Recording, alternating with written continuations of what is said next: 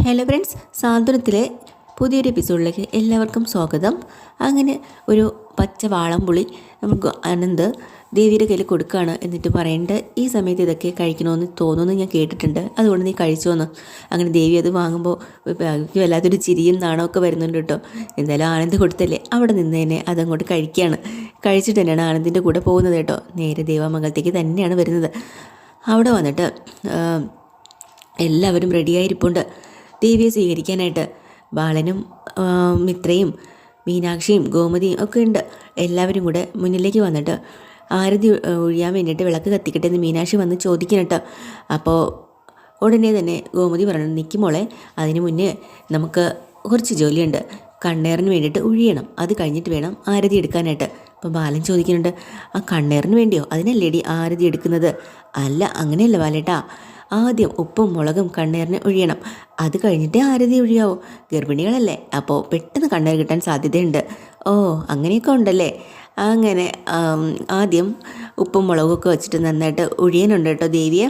അതൊക്കെ കഴിഞ്ഞ് എന്നിട്ട് ദേവിയോട് പറഞ്ഞിട്ട്, മോളെ കണ്ണേറെല്ലാം പോട്ടെ, ഇതിലേക്ക് തുപ്പിക്കേ എന്നും പറഞ്ഞ് അതിലേട്ട് അങ്ങനെ ചെയ്തിട്ട് കൊണ്ട് കളയാനുണ്ട്.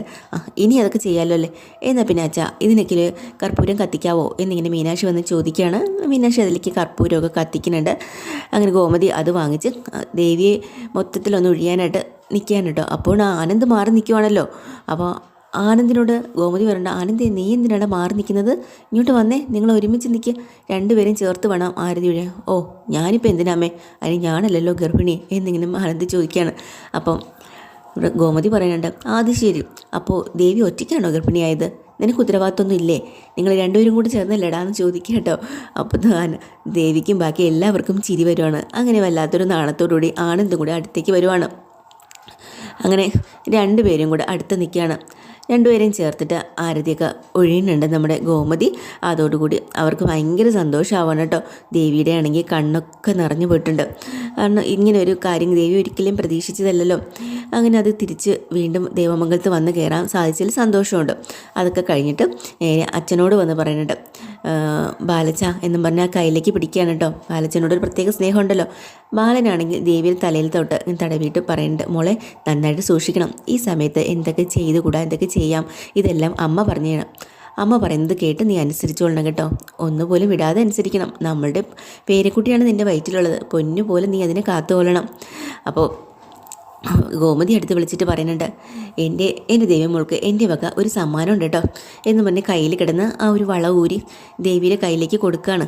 അപ്പോൾ ദേവി അത് വാങ്ങാം കേട്ടോ. വാങ്ങിച്ച് കുറച്ച് നേരം അന്തം വിട്ടിങ്ങനെ അതിൽ നോക്കുന്നുണ്ട്. എന്നിട്ട് ആനന്ദിനെ നോക്കുന്നുണ്ട്. ആനന്ദിൻ്റെ മുഖം എങ്ങനെയാണെന്ന് അറിയില്ലല്ലോ. അതൊക്കെ വാങ്ങിയതിന് ശേഷം ദേവി പതിയെ അത് കയ്യിലേക്ക് ഇടാൻ പോവുകയാണ്. അപ്പോൾ പെട്ടെന്ന് തന്നെ, അയ്യോ വേണ്ട വേണ്ട, ഇപ്പോഴത് കയ്യിലിടണ്ട.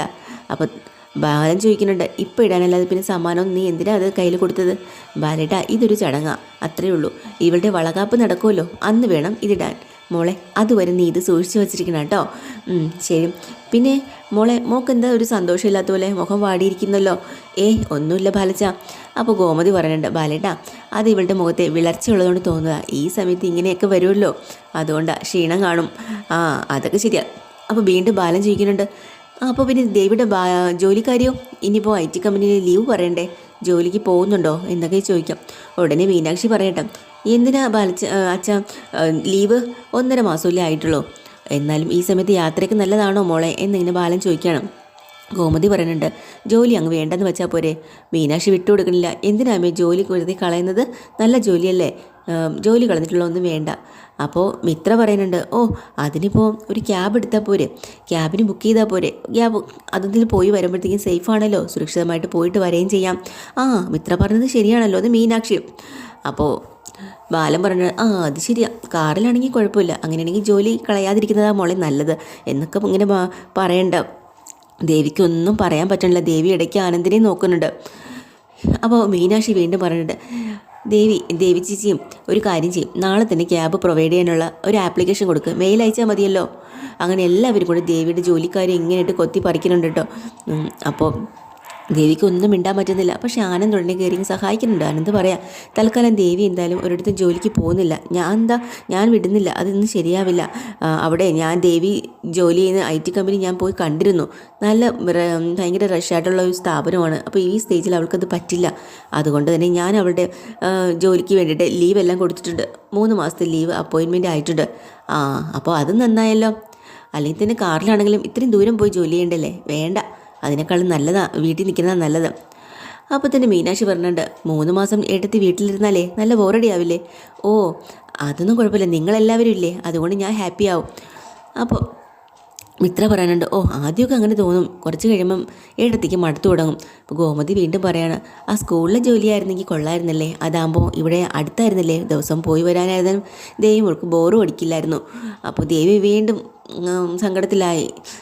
അപ്പോൾ പെട്ടെന്ന് തന്നെ നമ്മുടെ ബാലൻ പറയുന്നുണ്ട്, ഓ അങ്ങനെ ഒരു ആലോചന എങ്ങനെ ഉണ്ടോ, എന്നാൽ പിന്നെ ഞാൻ സ്കൂൾ മാനേജറുമായിട്ട് വീണ്ടും ഒന്നുകൂടെ സംസാരിക്കാം മോളെ. അപ്പോൾ അതുമാത്രമല്ല, കുഞ്ഞുങ്ങളുമായിട്ട് ഈ സമയത്ത് ഇടപഴകുന്നത് വളരെ നല്ലതാണ് മോളെ. എന്ത് ചെയ്യാൻ പറ്റും, ശരിയാ അച്ഛാ എന്നൊക്കെ പറയാം.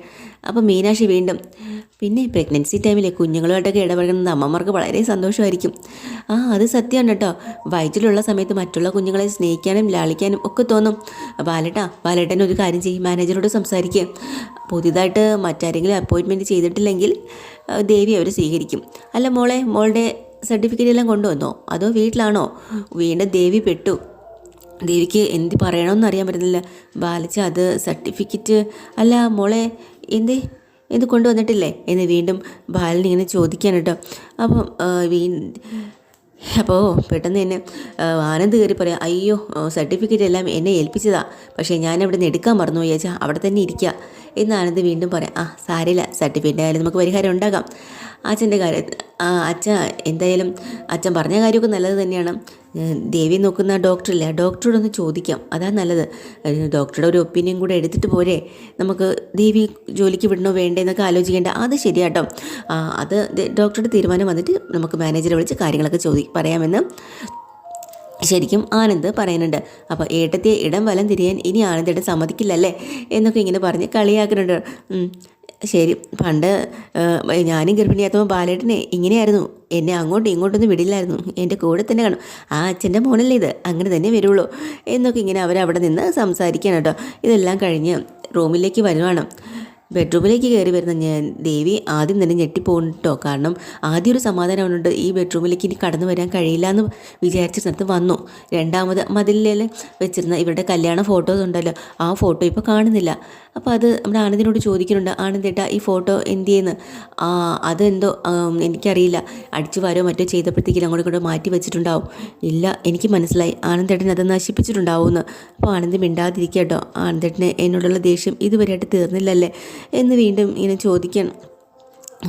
പക്ഷേ ആനന്ദേട്ടാ, എനിക്കൊരു കാര്യമുണ്ട്, ഞാൻ ഒരുപാട് കള്ളത്തരങ്ങൾ ആനന്ദേട്ടനോട് പറഞ്ഞിട്ടുണ്ട്. പക്ഷേ ആനന്ദേട്ടൻ അങ്ങനെയല്ല, ഒരിക്കൽ പോലും ഒരു കള്ളത്തരവും എന്നോട് പറഞ്ഞിട്ടില്ല, എല്ലാം തുറന്നേ പറഞ്ഞിട്ടുള്ളൂ. ഇനി അങ്ങോട്ടുള്ള ജീവിതമാണെങ്കിലും നമ്മൾ രണ്ടുപേരും ഒന്നും മറയ്ക്കാതെ ഒരുമിച്ച് പോകണം. കാരണം ഫോട്ടോയുടെ കാര്യം ആനന്ദ് കള്ളം പറഞ്ഞതാണ് മനസ്സിലായി, അതുകൊണ്ടാണ്.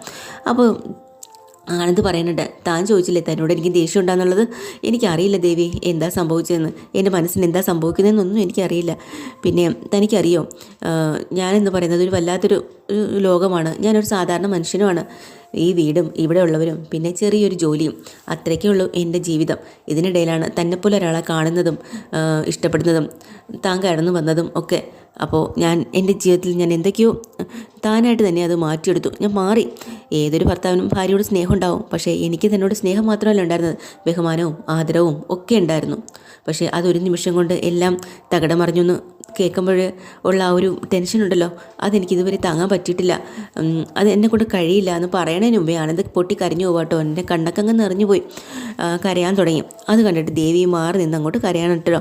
അപ്പം എന്നിട്ട് ദേവി പറയുന്നുണ്ട്, ആനന്ദേട്ടന് പെട്ടെന്നൊന്നും എന്നെ വിശ്വസിക്കാനാവില്ലെന്ന് എനിക്കറിയാം, സാരമില്ല, എത്ര നാൾ വേണമെങ്കിലും ആനന്ദേട്ടൻ ആ സമയം എടുത്തോളൂ, സമയം എടുത്ത് എന്നെ വിശ്വസിച്ചാൽ മതി. പക്ഷേ ഞാനൊരു കാര്യം പറയാം, എൻ്റെ വയറ്റിലുള്ള കുഞ്ഞ് ഒരിക്കലും എന്നെപ്പോലെ ആവില്ല, എൻ്റെ ആനന്ദേട്ടനെ പോലെ തന്നെ ഞാനത് വളർത്തി വരും, അങ്ങനെ തന്നെ ആവും, മോളായാലും ശരി മോനായാലും ശരി എന്നൊക്കെ ഇങ്ങനെ പറയാം. എന്നാലും സാരമില്ല, ആനന്ദേട്ടൻ മനസ്സിൽ എന്നോട് സ്നേഹം വച്ചിട്ട് പുറമേ എന്നെ അഭിനയിച്ചൊന്നുമില്ല, അറിയാമെന്നുള്ള കാര്യം സത്യസന്ധമായിട്ടല്ലേ എന്നോട് പെരുമാറിയിട്ടുള്ളൂ. എന്തായാലും അത് ഞാൻ അർഹിക്കുന്ന ഒരാൾ തന്നെയാണ് എന്നൊക്കെ ഇങ്ങനെ ദേവി പറയട്ടോ. അതോടുകൂടി ദേവിക്കും വല്ലാത്തൊരു സങ്കടമൊക്കെ ഉണ്ട്. അവർക്ക് അങ്ങനെ കുറച്ച് നാൾ അകന്ന് തന്നെ പോകാൻ പറ്റത്തുള്ളൂ. എന്നാലും മനസ്സുകൊണ്ട് രണ്ടുപേർക്കും ഇഷ്ടം തന്നെയാണ്. അത് കഴിഞ്ഞ് നമ്മുടെ ധർമ്മനെയും സുകന്യനെയും കാണിക്കുകയാണ്. അങ്ങനെ സുകന്യ ധർമ്മനുമായിട്ട് ആടി പാടിയൊക്കെ നടക്കുന്നുണ്ട് കേട്ടോ. വസ്ത്രങ്ങളൊക്കെ വാങ്ങുന്നുണ്ട്, ഷോപ്പിങ്ങിന് പോയി ഒത്തിരി കാര്യങ്ങൾ വാങ്ങുന്നുണ്ട്, പരസ്പരം കൈ പിടിച്ച് ചായ കുടിക്കുകയും ഒക്കെ ചെയ്ത് ഭയങ്കര സന്തോഷത്തിലാണ്. ഇതെല്ലാം കഴിഞ്ഞാണ് നേരെ ഹോട്ടൽ റൂമിലേക്ക് വന്ന് കയറുന്നത്. അപ്പോൾ ധർമ്മന് വല്ലാത്തൊരു ആശ്വാസം തോന്നുന്നുണ്ട്. നേരത്തെ കണ്ടൊരു സുകന്യയല്ല, ഇപ്പോൾ വളരെ മാറിയിട്ടുണ്ട്. അങ്ങനെ തന്നെ സുകന്യയോട് സംസാരിക്കുകയും ചെയ്യുന്നുണ്ട്. ഇപ്പോഴാണ് എനിക്ക് സമാധാനമായത്, കാരണം നിന്നെ എനിക്ക് മനസ്സിലായിട്ടേ ഇല്ലായിരുന്നു, ഇപ്പോഴാണ് എനിക്കിത് മനസ്സിലായത്. ഓ, അങ്ങനെയൊന്നുമില്ല ധർമ്മേട്ട, ഒരാൾക്കും ഒരാളുടെ മനസ്സും പെട്ടെന്നൊന്നും മനസ്സിലാക്കാൻ കഴിയില്ല. ആ, അത് ശരി. പിന്നെ ഞാനൊരു കാര്യം പറയട്ടെ, നമുക്കിനി തിരിച്ച് വീട്ടിലേക്ക് പോയാലോ? അതെന്താ അങ്ങനെ? നമ്മൾ ഹണിമൂൺ അടിച്ച് പൊളിക്കാൻ വേണ്ടിയിട്ടല്ലേ ഇവിടെ വന്നത്? ആ, അതൊക്കെ കഴിഞ്ഞില്ലേ, അടിച്ച് പൊളിച്ചല്ലോ. നമ്മളെവിടെയൊക്കെ ഒരുമിച്ച് പോയി ചായ എല്ലാം കുടിച്ചു, ഇതൊക്കെ ചെയ്തില്ലേ? അതല്ല, നമ്മൾ ആരുടെ ശല്യമില്ലാണ്ട് ഒറ്റയ്ക്ക് ഇരിക്കാനും പരസ്പരം സംസാരിക്കാനും ഒക്കെ അല്ലേ നമ്മൾ ഇങ്ങോട്ട് വന്നത്. 2 ദിവസം കൂടെ കഴിഞ്ഞിട്ട് പോയാൽ പോരെ? ഓ, എത്ര നേരമൊന്നും പറഞ്ഞിട്ടാണ് നമ്മളിങ്ങനെ പരസ്പരം സംസാരിച്ചിരിക്കുന്നത് ധർമ്മേട്ടനാണെങ്കിൽ ഒരു ഹ്യൂമർ സെൻസും ഇല്ലാത്ത ഒരാളെ വല്ലാത്ത എത്രയെന്നും പറഞ്ഞാൽ എന്നോട് സംസാരിക്കുക, ഒരു ഇതുമില്ല ധർമ്മേട്ടനും എന്നോട് സംസാരിക്കാനായിട്ട് എന്നൊക്കെ പറയാം. ധർമ്മൻ അതൊക്കെ കേൾക്കുമ്പോൾ നല്ല വിഷമമാവുന്നുണ്ട് കേട്ടോ. സുകന്യയുടെ ഈ രീതികൾ വീണ്ടും സുകന്യ പഴയ പോലെ ആയി. അപ്പോഴാണ് ഗോമതി വിളിക്കുന്നത് കേട്ടോ. ഗോമതിയുടെ ഫോൺ എടുക്കുമ്പോൾ തന്നെ ധർമ്മൻ ആ ചേച്ചി എന്ന് പറയാം. പക്ഷേ സൗണ്ട് കേൾക്കുമ്പോഴും ധർമ്മനോട് ചോദിക്കുന്നുണ്ട്, എന്താടാ നിൻ്റെ ശബ്ദം വല്ലാണ്ടിരിക്കുന്നത്? ഏയ് ഒന്നുമില്ല ചേച്ചി, നീ എന്ത് വിഷമിച്ചിരിക്കും പോലെ. സുകന്യ എന്തേ? അവൾ ഇവിടെ തന്നെയുണ്ട്, വിഷമമൊന്നുമില്ല ചേച്ചി. ആ, ഞാൻ നിന്നെ വിളിച്ച് എന്തിനാണെന്നറിയോ? നമ്മുടെ ദേവീനെ കൂട്ടിക്കൊണ്ട് വന്നിട്ടുണ്ട് കേട്ടോ. ആണോ?